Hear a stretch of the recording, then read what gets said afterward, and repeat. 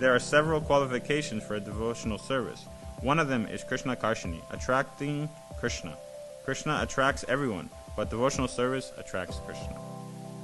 Right? So by these wonderful descriptions of Srila Prabhupada, we can understand that wherever devotees are endeavoring, wherever devotees are chanting his glories, that's where Krishna is. Right? He says, I do not reside in Vaikuntha or in the hearts of the yogis. I remain wherever my devotees sing my glories. Right? So this place, Simhachalam Dham, has been the center and has been carrying, right? It says, by visiting the tirtha, we should feel enlivened in our Krishna consciousness, and the tirtha should carry that potency. Many devotees come here once a year for festivals to rejuvenate their Krishna consciousness, to enliven themselves. So this place is a great tirtha. It's a great holy dham, right? Simhachalam Dham, we always say every morning in the Mangalarti, right? Welcome to Mangalarti and Sridham Simhachalam. Because it is a dham, and Krishna very clearly states, and Srila Prabhupada talks about it also. So we have to understand the great fortune we have to be staying here in Simhachalam, the great fortune we have to be staying amongst devotees who are very enthusiastic, endeavoring to progress in their Krishna consciousness, because that's the true meaning of a dham.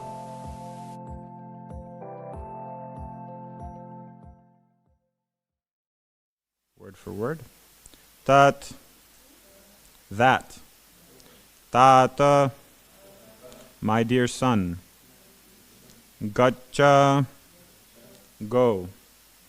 Bhadram, good fortune. Te, for you. Yamunayaha, of the Yamuna. Tatam, bank.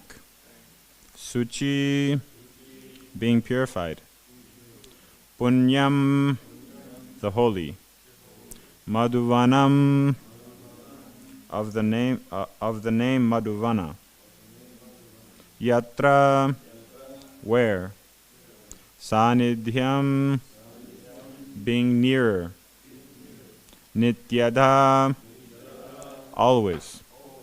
Harehe, of the Supreme Personality of Godhead. Translation.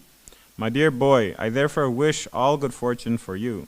You should go to the bank of the Yamuna, where there is a virtuous forest named Madhuvana, and there be purified. Just by going there, one draws near to the Supreme Personality of Godhead, who always lives there. Purport by His Divine Grace. Both Narada Muni and Suniti, the mother of Dhruva Maharaj, advised Dhruva Maharaj to worship the Supreme Personality of Godhead. Now Narada Muni is especially giving him directions how this worship of the Supreme Personality of the Supreme Person can very quickly fructify. He recommends that Dhruva Maharaj go to the bank of the Yamuna, where there is a forest of the name Madhuvan, and begin his meditation and worship there. Places of pilgrimage yield a special advantage for a devotee in quickly advancing his spiritual life. Lord Krishna lives everywhere, but still it is very easy to approach him in holy places of pilgrimage, because these places are inhabited by great sages.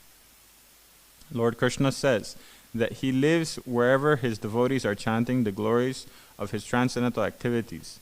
There are many places of pilgrimage in India, and especially prominent are Badrinarayana, Dwarka, Rameshwara, and Jagannath Puri. These sacred places are called the four dhammas. Dhamma refers to a place where one can immediately contact the Supreme Lord. To go to Badrinarayan, one has to pass through Haridwar, on the path of the Supreme Personality of Godhead. Similarly, there are other holy places of pilgrimage, such as Prayag, Allahabad, and Mathura.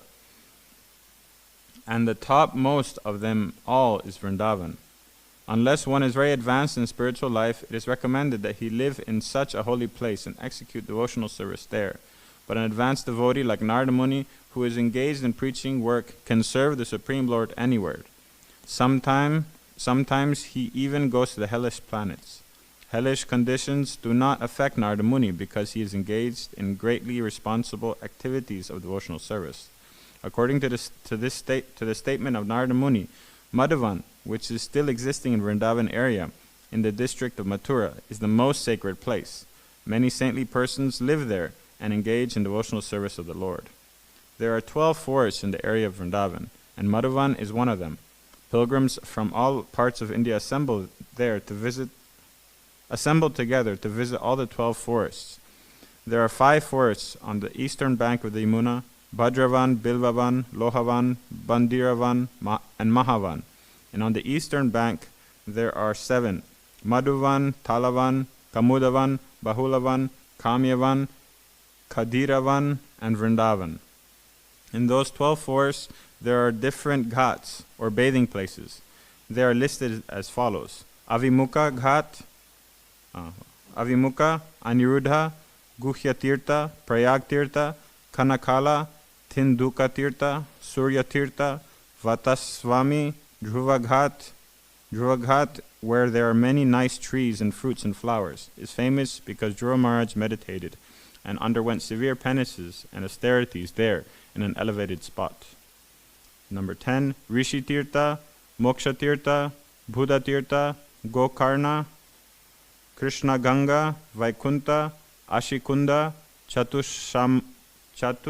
Samudrika Kupa, Akrura Tirtha. When Krishna and Balaram were going to Mathura in the chariot driven by Akrura, all of them took baths in this ghat.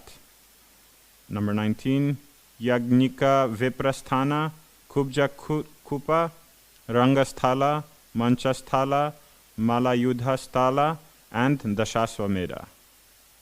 So, yeah, that's the end of the purport.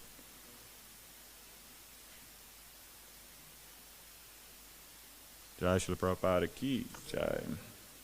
Narayanam namaskrityam naram chaiva narottamam devim saraswatim vyasam tato jayam udirayet mukam kuroti vachalam pangulam gayate girim yakripa tamaham vande Shri Gurum Dinatarinam Paramananda Madhavam Shri Chaitanyameshwaram Nama Om Vishnupadaya Krishna Pstaya Bhutale Srimate Indranamasamiti Namnina Bhavapar Prisa Jaganati Yatra Namati Paksukena Krishna Kirtana Simhena Rakshataya Namaha Vancha Kalpatarubhyascha Kripa Sindhu Yevacha Patitanam Pavanebhyo Vaishnavebhyo Namo Namaha.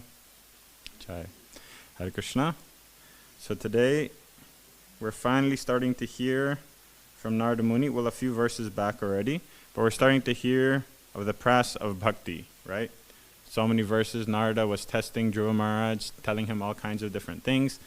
Dhruva Maharaj says, no, I only want to see the Supreme Lord.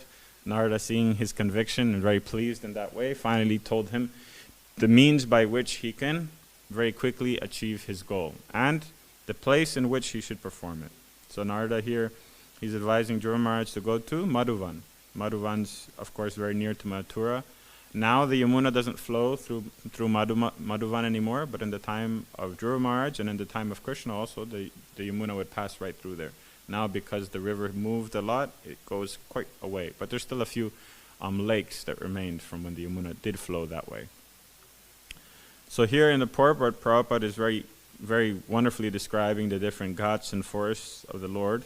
But before that, he describes how one should reside in a holy place and perform his devotional service there. It says one who's an advanced devotee like Narada Muni, he can travel and do anywhere because he's unaffected by the situation and the place, right? But for us, who are neophytes, we should reside in a holy dham, a holy place, and there in the association of devotees practice our Krishna consciousness to get very quick advancement, right? So this might make us think that what are we doing here? Why are we in Germany? Why aren't we in Vrindavan or Mayapur or Prayag and all these holy places that Prabhupada describes? Because Nrsimha is here, of course. But this is very clearly described in that same purport. Prabhupada says, wherever the activities of Krishna are described and narrated, that place is a dham, right? Wherever the devotees reside. And Prabhupada describes more. Prabhupada goes into more definition, and he talks about devotees. There's a few paragraphs Prabhupada describing the dham and how we can understand. So it says, devotees must have performed or be performing spiritual activities in the place, and the tirtha must be visited by sadhus and saintly persons. In fact, the Vedic scripture states that a person who lives in even the historically bona fide places of pilgrimage only to take bath is no better than a cow or a donkey. Visiting a tirtha means associating with saintly persons in attendance. Chanakya Pandit warns us that we should avoid a place devoid of saintly persons and a place bereft of the talk of Krishna or the Supreme Lord. And the service to him cannot claim a holy place's status. So basically, the Chanakya Pandit is saying that we should avoid any place where there's not saintly people, and that places where the holy name and the pastimes of the Lord aren't discussed. Right? Those places aren't holy places. So even if you go to a holy place and there's no devotees there and they're not talking about the pastimes of the Lord, we should avoid those places, because how can we understand or get the benefit? Right? 2, by visiting a tirtha, one should feel enlivened in our Krishna consciousness, and the tirtha should carry that potency. Sure, sorry. Okay.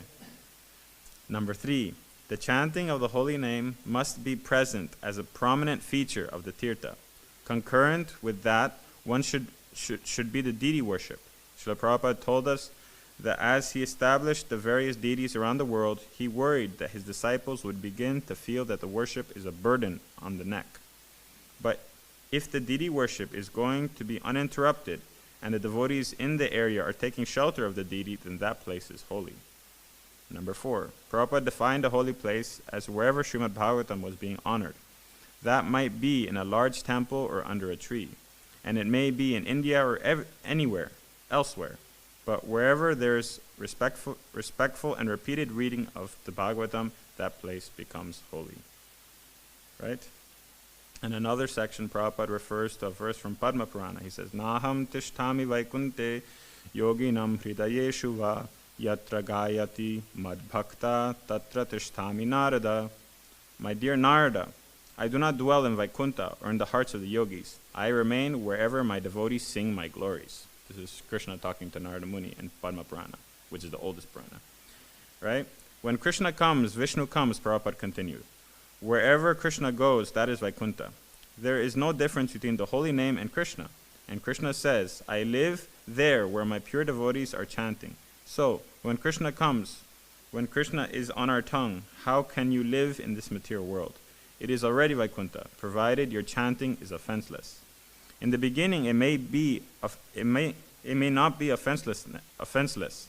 Still, the chanting has got so much power, Krishna Karshini, that there are several qualifications for a devotional service.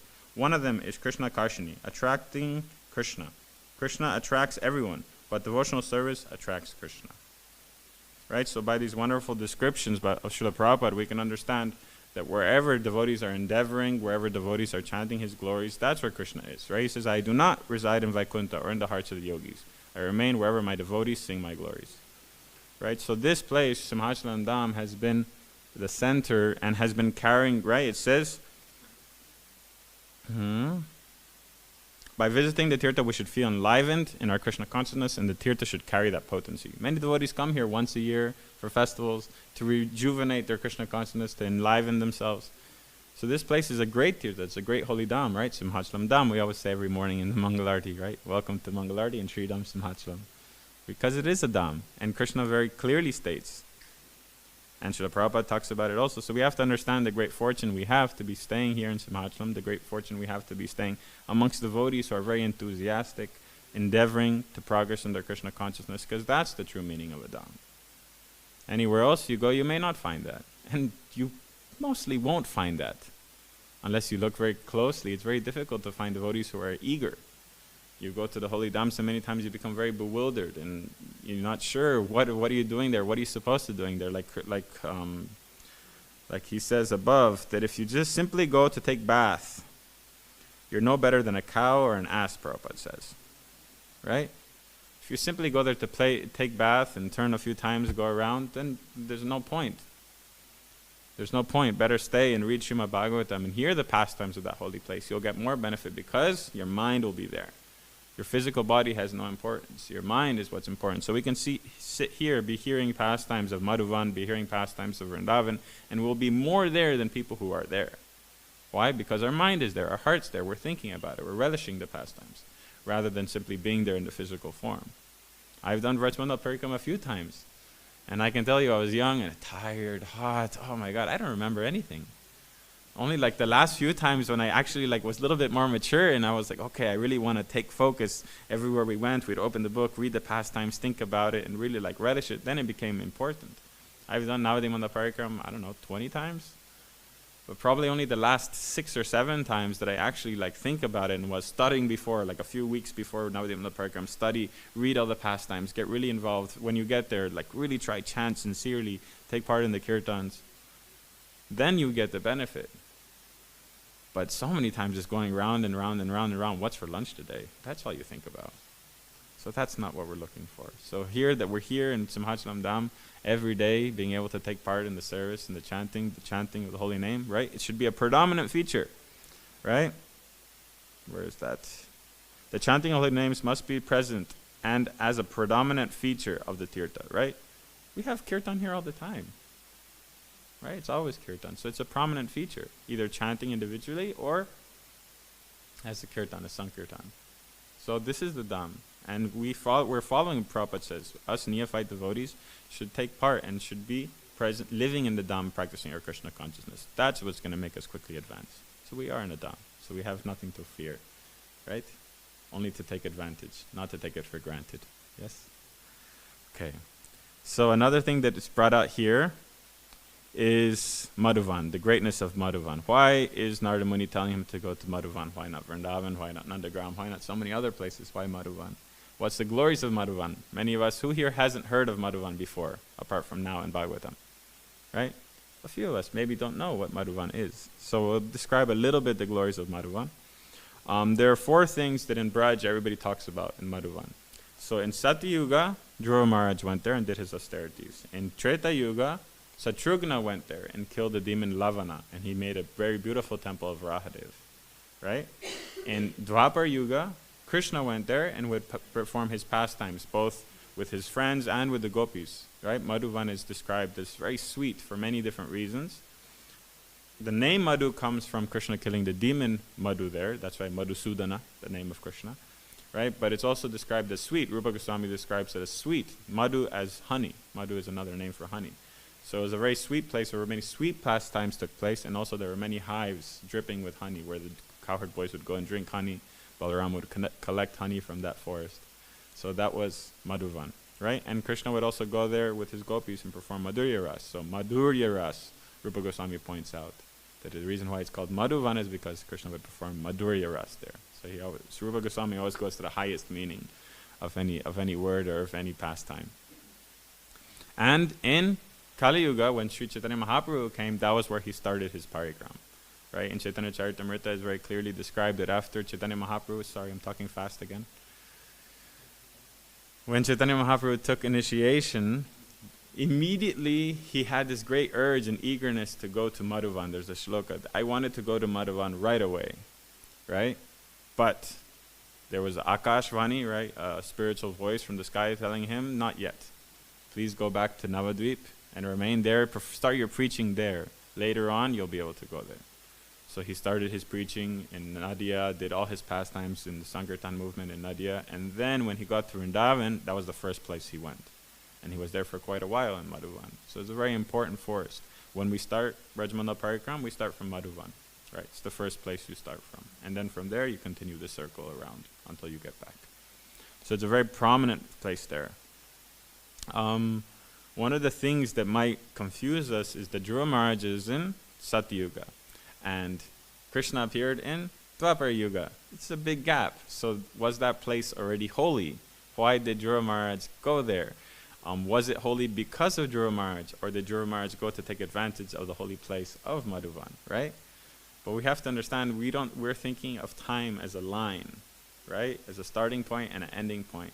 Madhuvan is eternally auspicious because Krishna performs his activities there every single yuga cycle, which happens millions of times in the life of Brahma. Right? So Madhuvan is eternally auspicious, eternally the place of Krishna's pastimes. So Dhruva Maharaj went there to take advantage of the holiness of that place that Krishna performed his pastimes. Right? He didn't go there because it was just, no, the Yamuna. Narada Muni mentions the Yamuna. He mentions Madhuvan because it's an eternal holy place. And so Dhruva Maharaj went there with that idea that this is Krishna's place of pastimes. I'm going to take advantage and perform my devotional service here. Even though there was many thousands of years after Dhruva Maharaj when Krishna in this yuga cycle appeared and performed his pastimes there. Right? And one of the ways we can understand this is by taking example from other pastimes. In Navadvip, there's many places where devotees would come there to worship Gauranga Mahaprabhu in Satyuga, 4 yugas before when he appeared. Right? There's a place in Navadvip, in Godrumadvip, called Suvarna Vihar. That's the palace of King Suvarnasen. Suvarnasen ruled that area, and actually big part of earth at that time, from that was his capital. Right? And he, the pastime goes, that he was getting very old, and he was so entrapped and preoccupied with his maintenance of his kingdom and his material enjoyment and power, that he was getting old and not letting go of his attachment. So Narada Muni, being the universal guru, and whenever he sees an opportunity, he goes and strikes. He went there, and he talked to the king, and he told him everything. Told him the temporariness of this material world, how one should focus on everything. And after a big conversation of Narada Muni with Suvarna Sen, he at the end said, "And you are very fortunate that you are taking birth in Nadia, right, in Navadvip Dham." And so the king asked, "What is Navadvip Dham?" So he described that Chaitanya Mahaprabhu will appear here and perform his pastimes. And he asked, "Who is Chaitanya Mahaprabhu?" He's not described in the Vedas, right? So Narada Muni describes him, his eyes, his form, and simply by describing him, Narada Muni went into ecstasy and started chanting Jai Gaurhari, Jai Gauranga, and he just started dancing. The king also started dancing, and they were just in total bliss in Satya Yuga. Many, many millions of years before Chaitanya Mahaprabhu appeared. And so Narada Muni left the place chanting Gauranga, Gauranga, Gauranga, and Suvarna Sen stayed there chanting Gauranga. And then that night, he had a vision, a dream. He could see Mahaprabhu performing his pastimes in Nadia. He could see everyone taking part in this great movement. And when he woke up, he felt so unfortunate, because he realized it was a dream. He felt so unfortunate that I'm born too early, right? We always feel that we're born too late. He was born too early. Right? He says, "Hey, I'm way too early. I'm not going to be able to see Mahaprabhu again." But Mahaprabhu, then a voice came. Mahaprabhu told him that, "No, you'll be born again in my pastimes as Buddhimanta Khan. You'll be my great devotee. And there you'll take parts." So Buddhimanta Khan actually takes a big part in the pastimes of Mahaprabhu. Right? And he was born in Godrumadvip. And what's the pastime that happens in Godruma, right? We know that all the 9 islands of Navadvip are the 9 processes of devotional service. Godruma is Kirtana, Shravanam Kirtanam. So he was performing Kirtan in Godrumadvip in Satyuga.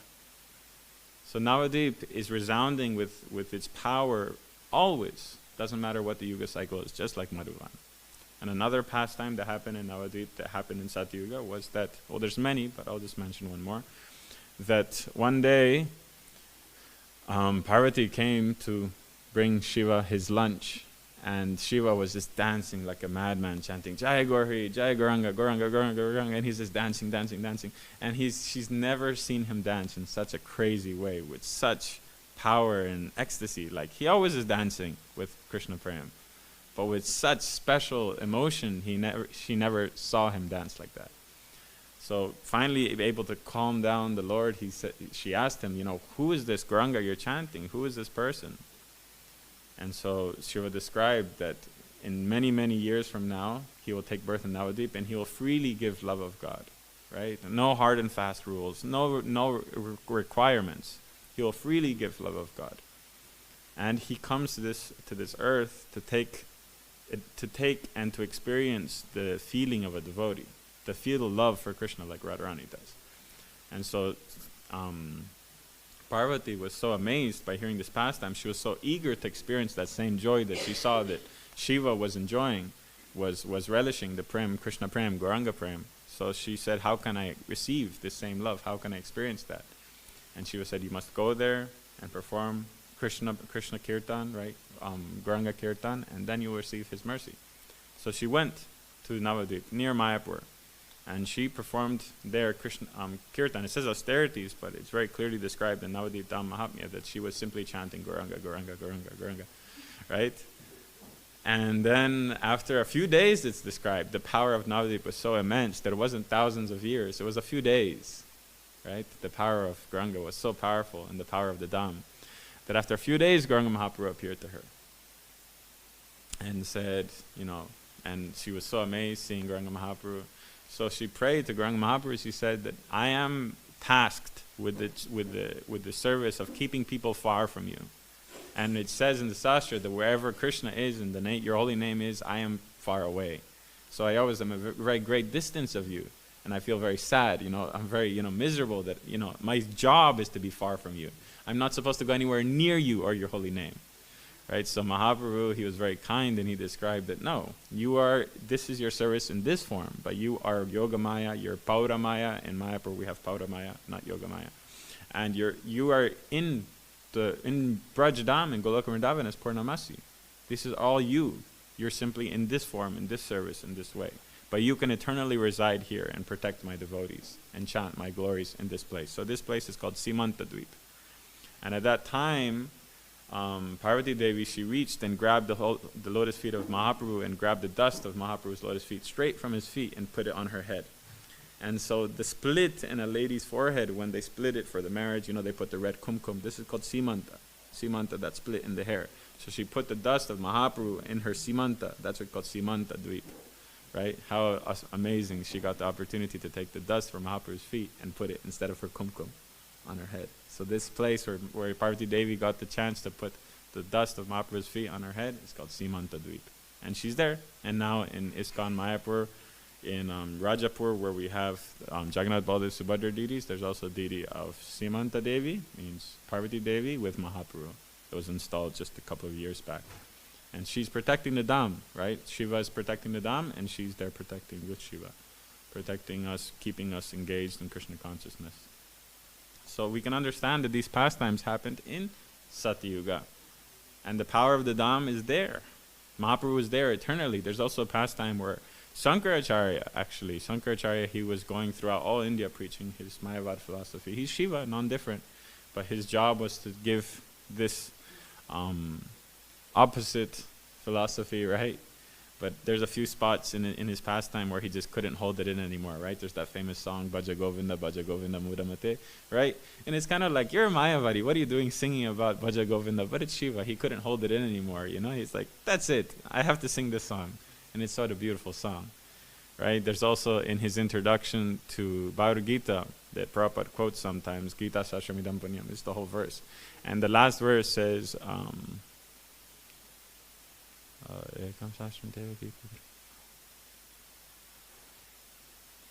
can't remember the verse exactly. It's saying that there is one Lord. There's one Lord who is Krishna. There's one Sastra, which is the Gita of Krishna. There's one work that's his devotional service, and one goal, which is going back to him. So those are the only four things that exist. One God, Krishna, one Sastra, his Bhagavad Gita, one work, his devotional service, and one goal. It's going back to Shankaracharya said this, right? And sometimes we think he's a Mayavadi, but no, he's a devotee. He just had a bad job that incarnation. So when he was going around India and he went to Navadvip and he started preaching his Mayavad philosophy, Mahaprabhu appeared to him and said, no, don't do that here. These are my devotees, don't disturb them. Go somewhere else, go to the south and preach your Mayavad philosophy there. No need to preach to them here. So Shankaracharya, taking darshan of Mahaprabhu, he left and he went to the south. Right? And Shankaracharya, of course, appeared quite a bit before Mahaprabhu. So we can understand that the power of the Dham is eternally there. Jai Nrsimha Bhagavan ki Jai. So that's why Dhruva Maharaj, he went there. Right? Dhruva Maharaj, he went to that place way before Krishna appeared, because the potency was still there. And therefore, by practicing his devotional service on the banks of the Yamuna in Madhuvan, he was able to so quickly achieve his goal because of the power of the Dham. Yeah? So this is a nice way we can understand this. So today is also the disappearance day of Srila Lochandas Thakur. Lochandas Thakur ki Jai. Right? Srila Lochandas Thakur was one of the first, second, but one of the big first people to write about Chaitanya Mahaprabhu's pastimes. He taking the notes of Murari Gupta. Murari Gupta wrote many beautiful slokas about the pastimes of Mahaprabhu, taking the notes of Murari Gupta and also his own personal experience, because he was born only 30 years after Mahaprabhu. So taking his own experiences and the experiences of many great devotees, he wrote the book Chaitanya Mangala, which was one of the first books published or written about the pastimes of Chaitanya Mahaprabhu that focused mainly on his childhood pastimes and a little bit of his pastimes in Puri, right? And then Vrindavan Das Thakur wrote Chaitanya Bhagavat, and Krishnadas Kaviraj Goswami wrote Chaitanya Charitamrita. So those three books are the most predominant books. The book of Murai Gupta, unfortunately, was lost, and no one knows or hasn't seen it for many, many, many years. But these pastimes that were described in Murai Gupta's book were described both by Chaitanya in Chaitanya Mangal and Chaitanya Bhagavat.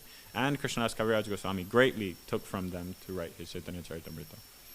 So Lochandas Thakur, along with writing Chaitanya Mangal, wrote many, many beautiful songs with great devotion for Chaitanya Mahaprabhu and Nityananda Prabhu. And Prabhupada, he loved his songs very, very much. And one of the songs that Prabhupada really was very dear to his heart was the song Paramakaruna. Right? Maybe some of you have heard the song Paramakaruna Bahudvijana. This song, there's a pastime that Radhakund Prabhu talks about, that in Los Angeles in, let's see if I have it here, 1969, one day Prabhupada came down for class and he said, today we'll sing the song Paramakaruna. So he took the mridanga and he started singing it, and no one knew the song, obviously. And Prabhupada said, you don't know this song? How come you don't know this song? And he was very adamant, how come you don't know this song? This is such an integral part of Krishna consciousness and our Vaishnava philosophy. Why don't you know this song? So he told them, tomorrow you'll know this song. So he got up and he left. He gave class, but he didn't sing a song that day. And so that day, I think the temple president at that time was Bhagavan Prabhu. He immediately printed out, and they had a Ishtagoshti gathering, and everybody learned the song. Everybody had to know it by heart. And so the next day, Prabhupada came down and they sang the song together. But when Prabhupada started singing, the first two words he said, Paramakaruna, he couldn't continue singing anymore. He went into ecstasy. He just couldn't, his voice choked up.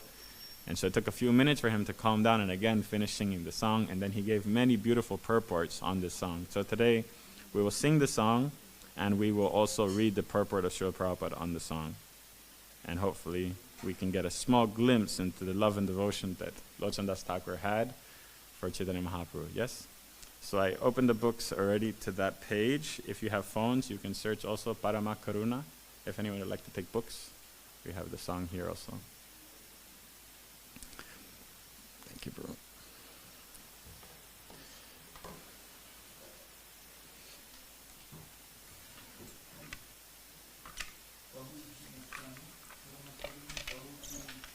Yeah, Nitai Gaura Chandra. Okay, so we're going to sing it in a 2-beat rhythm. And we'll sing the first and second lines together, and then the third line we'll sing separately, and then the fourth line separately. Yeah, so please follow along.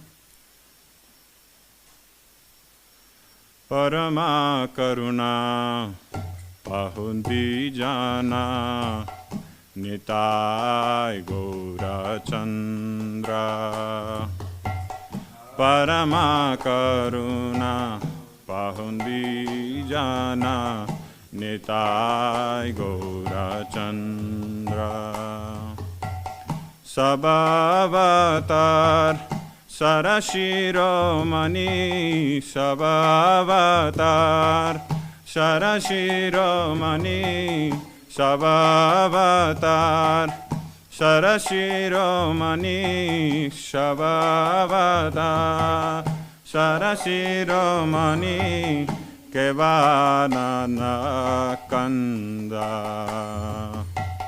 Kevananda Kanda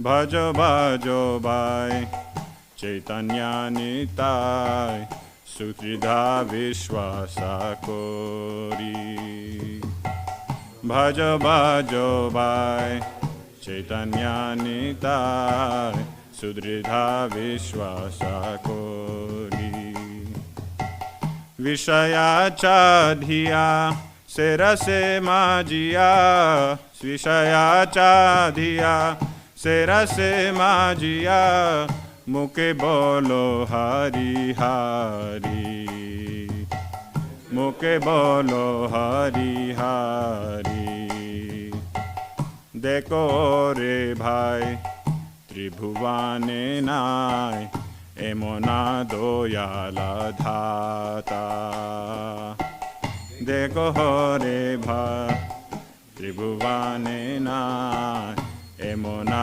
doyala dhata. Deko re bhai tribhuvane nai emona doyala dhata. Deko re bhai tribhuvane nai emona doyala dhata.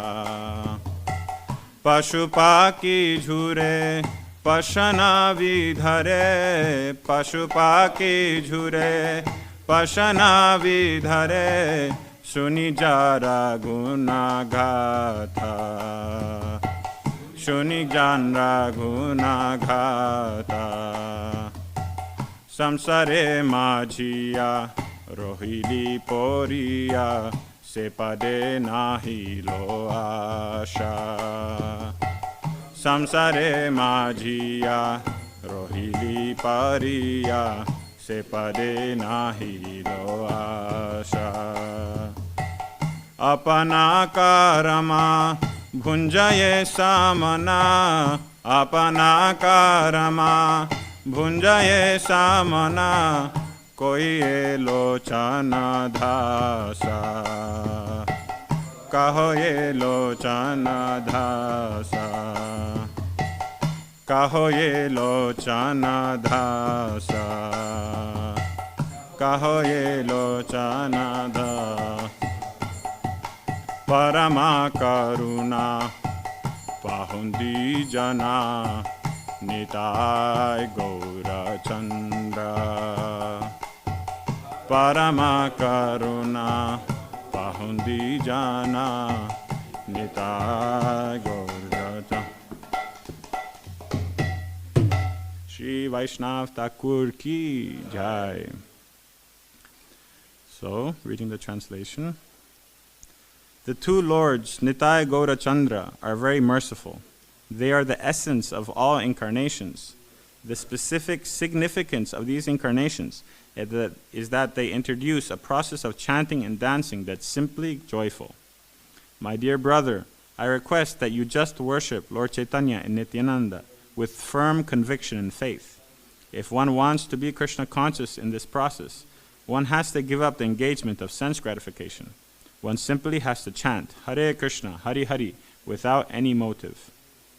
My dear brother, just try to examine this. Within the three worlds, there is no one like Chaitanya or Nityananda.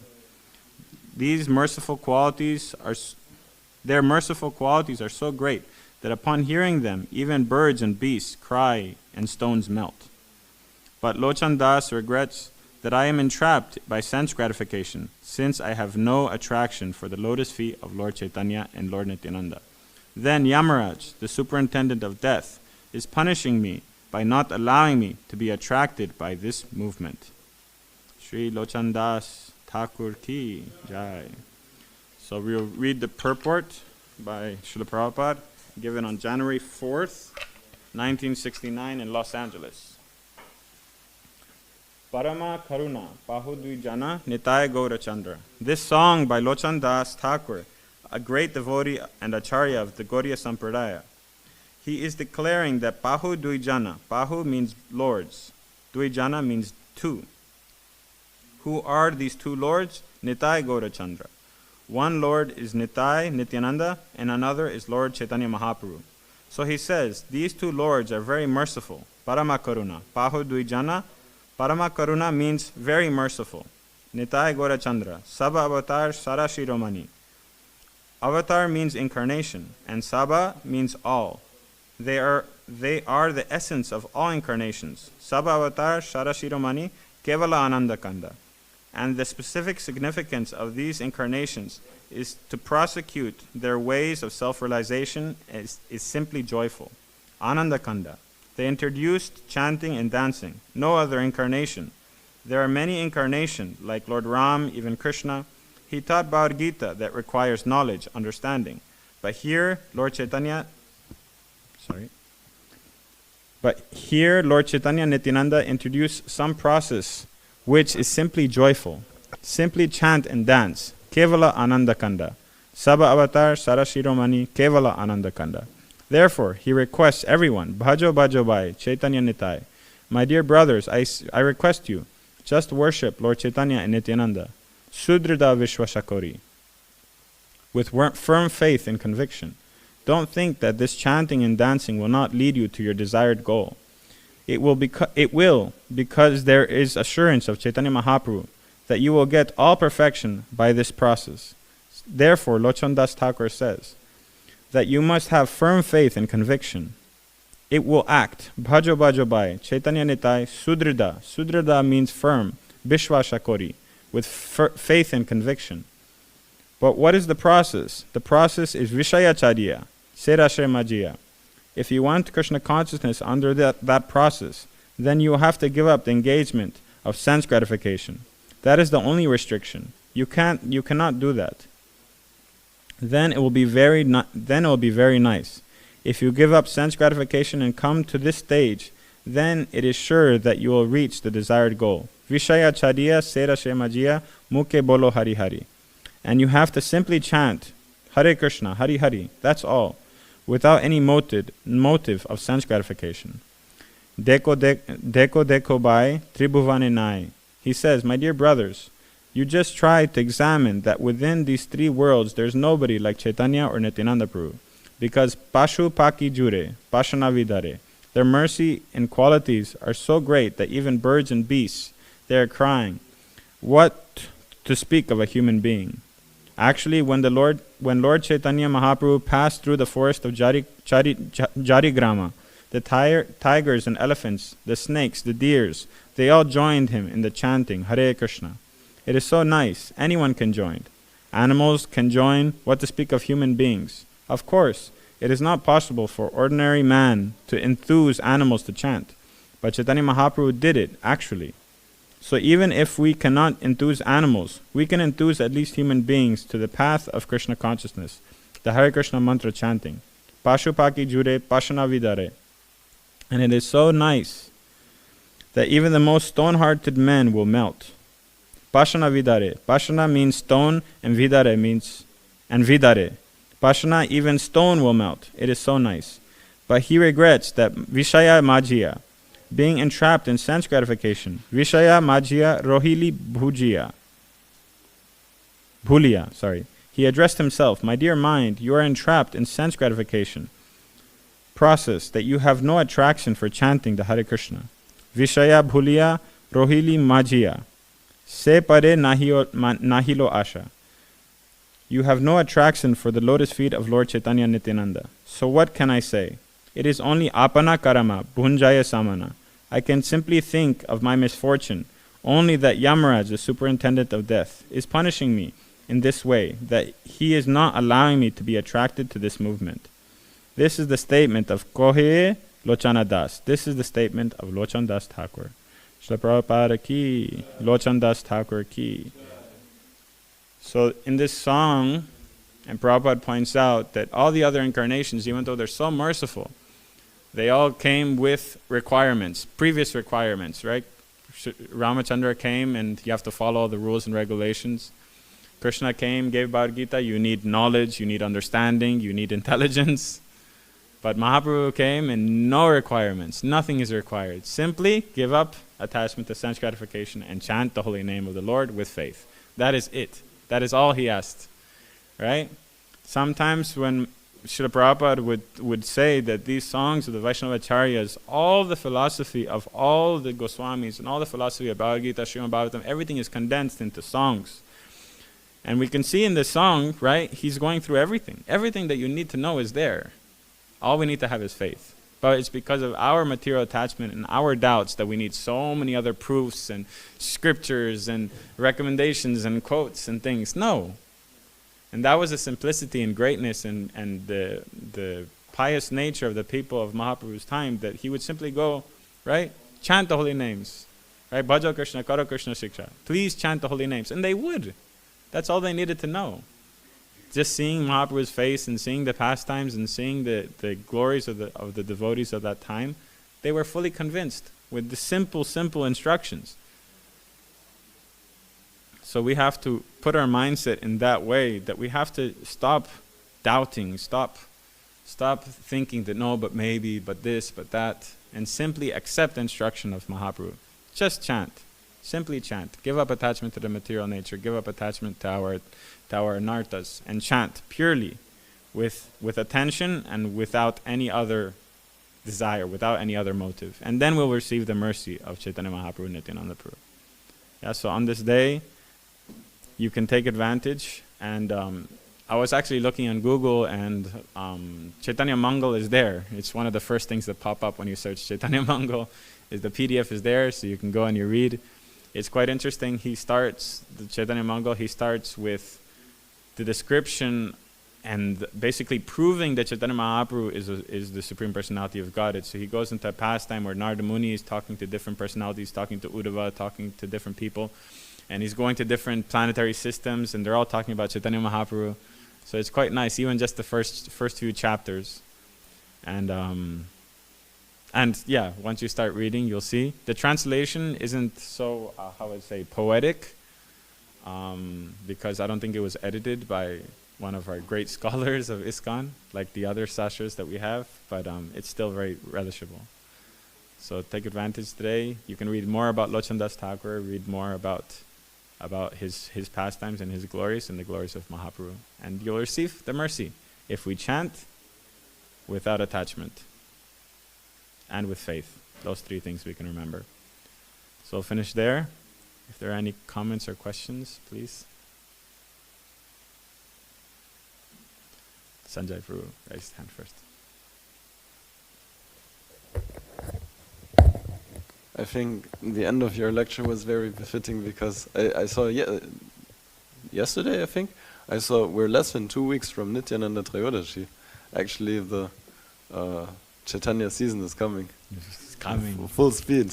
Full speed. So, and I thought it's nice that you are talking about Navadvip and Lochan Das Thakur. Yes. Obviously. It's the season to be jolly, right? It's the season to be jolly. It's just one after another. We have pastime. Yes.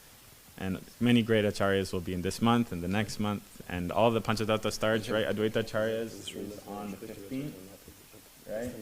Advaita acharya is on the 15th. Nityananda Prabhu is on the 21st. And then Mahaprabhu, then Gadadhar Pandit. So it's the season to be jolly. Let's all read the pastimes of Mahaprabhu. Thank you for any question? I also have a question, if it's allowed. Yes. Yes. That actually the statement in the end was very fitting, but I forgot that statement. But my question is like, we also have a spirit of inviting everyone to partake in this movement, and it's one aspect of this movement. And how to say, I was thinking about this more recently, is that like, and we invite people to come join us. So, and then we in ISKCON we speak about that term also, join the Hare Krishna movement. And my question is like, if we are not so advanced, how far can we bring people, and how to say, to which extent do such people depend on us as a person, and to which extent is it that we just connect them? And then also that we connect them, how much is that our responsibility? And so how far can you take a person yourself? And when does the point come where you tell a person that, okay, I took your hand and I brought you here, and now I put your hand, I don't know, into the hand of Prabhupada, or I introduced you to some spiritual master or senior devotee. So what is the dynamic of that process to your realization? Wonderful question, Prabhu. The most important quality for a preacher or someone who's giving the holy name in that way are two things. One is being so convinced himself, firm faith, and faith in the process, faith in Guru. Right? There's a pastime that my Gurudev said that when Prabhupada was in Hawaii, he was walking on the beach, and out of the bushes, this drunkard, a drunkard isn't even the right way. This person was so high on drugs, so messed up that he couldn't speak. He was just mumbling. He was so out of it that he couldn't do anything. He was shriveled hair, dirty, stinky. And he lunged at Prabhupada's feet. And the devotees immediately stopped him, like, no. And he said, help me, save me, save me. He was saying like that. And so Prabhupada said, Hare Krishna, Hare Krishna. He didn't really give much attention. He was just, chant Hare Krishna. He said they continued walking. And then when they got back, they saw that the temple door was open a little bit. And so they came in, and in the corner of the temple, this guy was just laying there. And again, he lunged at Prabhupada's feet. And so the temple president immediately grabbed him, and they said, okay, he wants to be here, fine, let's clean him up, shave him up. And, and so they cleaned him up, And then again, Prabhupada is coming into the temple, and he lunged at Prabhupada's feet, and he grabs Prabhupada's feet, and he's, just hold on so tight. And so Prabhupada rubbed his head and said, Hare Krishna, it'll be okay, Hare Krishna. And so he kind of stumbled off to the side, and he was just there the entire class. It was Sunday feast, and he was just in the back mumbling. Everybody was like, oh my God, what is this person doing here? But they saw that Prabhupada gave his mercy, so they were like, okay, put him in a dhoti, put tilak. And so days went by, and then they were loading up the van for Sankirtan, and they're putting all the books inside the van. And then all of a sudden they turn, and he's sitting in the front seat, very eager. And they're like, what are you doing? I forgot what they would call him, because he couldn't even say his own name, so they had a different name for him. So they said, what are you doing? And he said, book distribution. And he would say, book distribution. He wouldn't say distribution properly. He would like mumbling, And they said, you can't go. And he said, Prabhupada, save me, book distribution. Prabhupada, save me, book distribution. That's all he would say. And it was very, very mumbled and dirty, and so like, okay, what to do? So they took him, and they were just unloading the van. They were like, okay, you stay here, we'll, figure out something. They're unloading the van, putting books in their bag, and they just, they turn around and he's gone. They see him running down the street with a big bag full of books. And they're like, oh God, okay, whatever, Krishna will take care. So they start eating their breakfast, getting ready for the day, and like 25 minutes later, he comes back with the bag empty. And they said, what do you do, Like, where are the books? And he said, I gave them distribution. And they said, what do you mean you gave them? Like, who do you give them to? And he's like, people, I gave books. And he said, like, all to one person? He said, no, people, I gave books. And they said, what do you tell them? Like, how did you convince them to take a book? And he said, I just say, Prabhupada save me, Prabhupada save me, Prabhupada save me. So he would that was his only mantra. He would say, Prabhupada save me, and just give books, give books, give books. And he was the top book distributor for many years.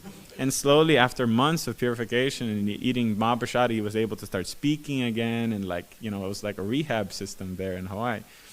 And he was the top, he became initiated, and he became one of the top book distributors for many years. Because that firm conviction, if Prabhupada saved me, Prabhupada saved me. He didn't know any philosophy, didn't know what was in the book, never read or anything. Prabhupada saved me. Right? So just with that conviction from Guru Nishtha and faith and conviction, that was so, how would I say, contagious, that people were just taking books from him because of his firm conviction. Nothing else was important. There's also a pastime in Chaitanya Mahaprabhu's time, I think. There was a Brahmana who was illiterate. He was a Brahmana illiterate, and he was holding the Gita, and he was crying and weeping and crying and weeping, and everybody was saying this guy's just faking because he can't even read. He never studied the Gita. He just must be faking. And so I forgot who it was. Someone went and asked him, why are you crying? And he said that Krishna is so wonderful. He said he's the Supreme Personality of Godhead, but out of pure love for his devotee, he's being the charioteer. That's all he knew about Bhagavad Gita, that Krishna was a charioteer of Arjuna. And he was crying and glorifying Krishna, that he's so wonderful, he's the Supreme Personality of Godhead, he has all this energy and power, but he becomes the charioteer of his devotee. And so I think it was Mahaprabhu who said that this person has truly understood the glories of the Gita. Just by understanding that one fact, that was enough for him to be fully convinced.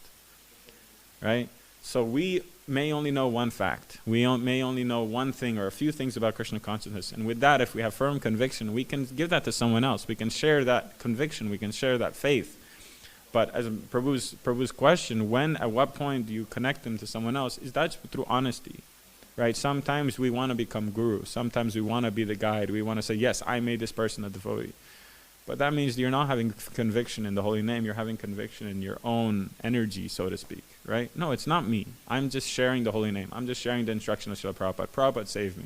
That's all. And so in that way, it's very easy to connect them. It's very easy. And they will see the honesty in you and say, I don't know much. Please go to my guru. Please go to this devotee. You have any questions, go. Connect them, constantly putting them in contact with people who can take them further, right? I teach Mridanga. I have to be honest with my students. When they get up to my level, I say, I'm sorry, I don't know anymore. I can put you in contact with someone who does know. Or I could, make up a whole bunch of nonsense and like kind of learn a mantra to teach them that week in the class. That's not being honest, right? When you see that you have not much more to give them whatever you can, but when you have not much more to give them, you should always be putting them in contact, sending them up the chain, right? You shared what you could, and we're very honest that that's not us. That's not us, that's not me. It's the power of the holy name. It's the power of Krishna's movement. We gave that. Now, please, this is the way, this is the path, this is the book, this is Prabhupada. Does that make sense for you? Virasapur, you also had a question?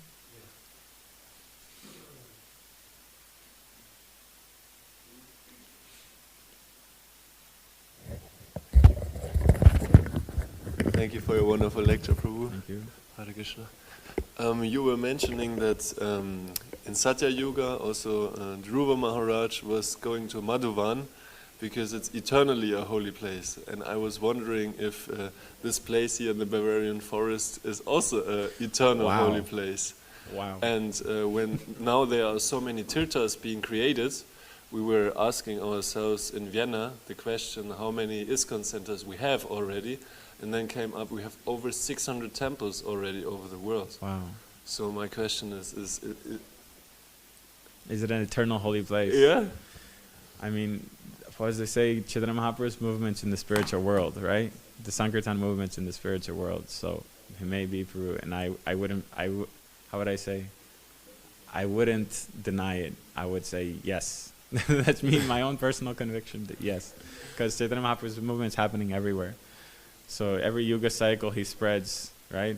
Of course we understand that only in this day of Brahma does Mahaprabhu come in this way, freely giving pure love of God in this way. But it was the Lord's desire that he came here. It had nothing to do with it was our effort, but it was his desire, and he made it happen. So for sure he chose this place for a reason. And he chooses everywhere for a reason. Prabhupada goes to America for a reason. Everything happens for a reason, and it was his desire. So I would say yes. Ramananda Prabhu? I mean, he had this conviction that when he left his body, he want to do this in Gitanagari, what is in USA, and he want to make this statement that wherever Prabhupada put his foot is Vrindavan. And I heard yesterday your Gurudev speaking about how to enter Vrindavan. And he made kind of the same point because Prabhupada came, he was Brijbasi, not by birth, but by, there's two ways or three ways actually being Brijbasi. One is if you enter there and, kind of want to leave your body there or something like that. So that was Prabhupada's intention, more or less, go to Vrindavan and be Vanaprastha and then take sannyas and then go. But Krishna had another plan with him, because he understood that he is Brijbasi from his heart, and Brijbasi naturally expand. Sometimes you see Brijbasis, they say, no, don't take Giriraj, don't take him out of Vrindavan, not allowed, right? But actually Brijbasi, like Srila Prabhupada, they want to expand the holy Dham, and they want to make the whole world into Vrindavan Dham. And this is the same following Bhakti Tirtha Swami, I think, wherever. Now we can say Prabhupada didn't put his foot here, but I don't think so. He's quite active here. And Bhāgavatam. He as Chaitanya Mahaprabhu put his prema bhakti in the Padma river. Yeah. So Srila Prabhupada put his prema bhakti into Akhila Prabhu. Jai. Akhila Prabhu is here. So he is the footprint of Srila Prabhupada here in Simhachalam. Yeah. He was once chanting and Shasuta's Rataso under that painting. There's a picture of Prabhupada chanting. Wow. See? And even your father, when he came here, I mean, to expand it even more, when your father came here, he recognized this place, especially the stones over there, what also identified beside the guest house. We have two, at least I'm aware, like energy spots here where energy meridians are crossing, and he identified this beside the guest house as must be a holy place where Druids, or kind of, like Celtic shamans, they performed rituals, and he said even they bathed. Something is nice place for bathing. The Chan Amrita comes down and is flowing here and gives blessings to Mother Bhumi with the Chan Amrita. So it's quite befitting, and many people who are sensitive, they come here and they feel that was, it's not by accident that it became or still continues to be a place of worship. Yeah. So definitely, yeah. Thank you for, Srila Prabhupada actually, when he was leaving his body, the reason why he did it in Vrindavan was not because he was attached to passing away in Vrindavan, was because he wanted to bring as many devotees there at that time. It said that Prabhupada ordered that every single Tamil president bring their devotees to Vrindavan. And so we all congregate and can take part in that, Prabhupada leaving his body, but can come to Vrindavan for that reason. So it was more preaching than his attachment to passing away in that place.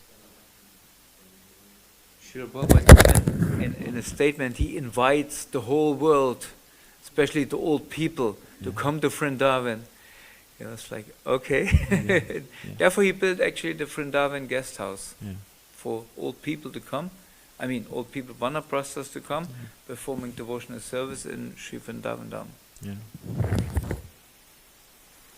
There's other statements also where he says that, it would be a glorious leaving, to leave away and to leave in the field, right? In the preaching field. Japatak Maharaj always talks about that, or he has no attachment to passing away in a particular place. He just wants to continue preaching until he drops. So he is always traveling, right? He could already many, many years ago have given up and been in Mayapur preaching from Mayapur, but nope. He doesn't stop.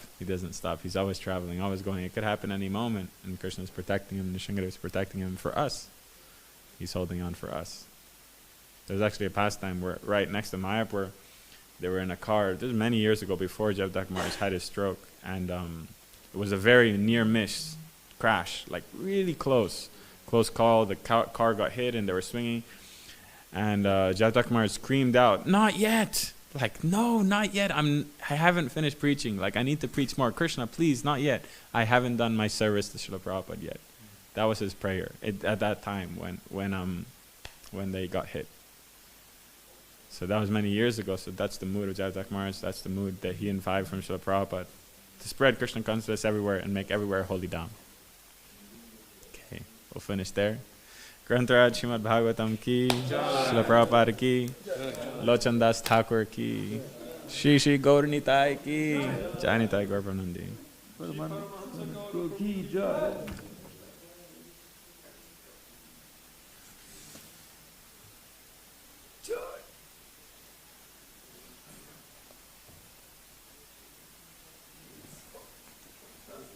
Ganz mal, stellt es doch mal in die Gruppe.